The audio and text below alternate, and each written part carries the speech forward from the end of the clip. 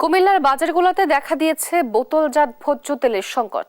আরো জানাতে সরাসরি যুক্ত হচ্ছেন সহকর্মী সুমন কবির। সুমন, এই সংকটের কারণ কি এবং এই বিষয়ে কি বলছেন ক্রেতা বিক্রেতারা, জানাবেন।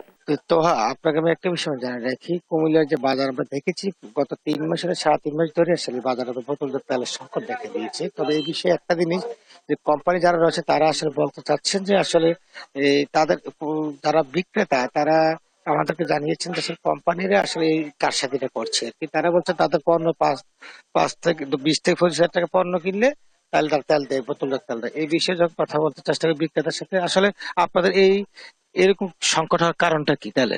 আমাদের সংকট হওয়ার কারণ হলো তারা মাল দেয় কম। আমাদের প্রতিদিন লাগে 5-6 কার্টুন তেল, তারা আমাদেরকে 15 দিনে দেয় 5-6 কার্টুন তেল। সাথে মনে করেন ফুলার তেলের বস্তা দিয়ে দেয় 5 কেজি হলো আটা, 10 কেজি হলো আটা। এরপর মাংসের মশলা যেটি মনে করেন তারা চলে না, আমরা বিক্রি করতে পারি না। মশলা সব রাঁধুনি চলে, কিন্তু কই তীরের এইটা সেইটা দিয়ে আমরা মানে অনেক সমস্যা তৈরি করে দেয়, আমরা বিক্রি করতে পারি না। এরপর আপনার ওই আগে মাল বিক্রি করে টাকা দিতাম, আমরা অ্যাভেলেবেল মাল দিতাম, এখন মালই দেয় না। তো একটা মার্কেটে যদি নিত্য প্রয়োজনীয় জিনিস আপনার 10%-এর 1% পাওয়া যায়, সেটা কি চলে?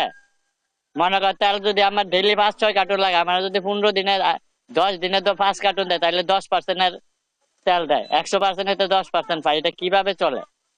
এই আর কি, এই সমস্যাটা। অন্য মাল নিয়ে কোনো সমস্যা নেই, বোতলজাত তেল এটা নিয়ে যত সমস্যা।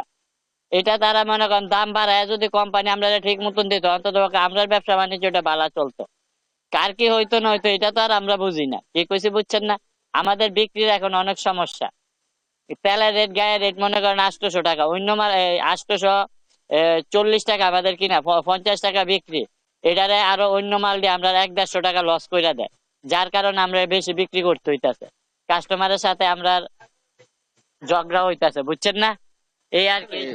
যে কথা বলছেন বিক্রেতা ক্রেতারা আসলে বলছেন যে আসলে বাজারে এভাবে বোতলজাত তেলের কিন্তু সংকট তৈরি করে কোম্পানিগুলোর সাথে মাল বিক্রি করার জন্য আসলে পায়তারা করছেন, এবং ক্রেতারাও এই অভিযোগ করেছেন আসলে। আর একটা বিষয় জানা কি, এখানকার যারা সিন্ডিকেটের ব্যবসা করে, আসলে সিন্ডিকেটে এই কাজটা করে থাকে। বিশেষ করে তীর কোম্পানি, পুষ্টি, বড় বড় যে কোম্পানিগুলো আছে সকলে আসলে এই কাজটা করছে, বোতলজাত তেল দিতে চায় না। তার বিনিময়ে তারা যারা বিক্রেতা তাদের দোকান আসলে তারা অন্য মাল বেশি দিতে চায়। আসলে সবকিছু মিলে বলা যায় কুমিল্লার যে বাজার পরিস্থিতি, আসলে আমি দেখেছি প্রত্যেকটি বাজারেই এরকম বোতলজাত তেলের সংকট রয়েছে। আসলে এটার জন্য বাজার মনিটরিং ব্যবস্থা জোরদার করা উচিত। এর সাধারণ ক্রেতা বিক্রেতারা সকলে বলছে। এ ছিল কুমিল্লা থেকে সর্বশেষ তোহা।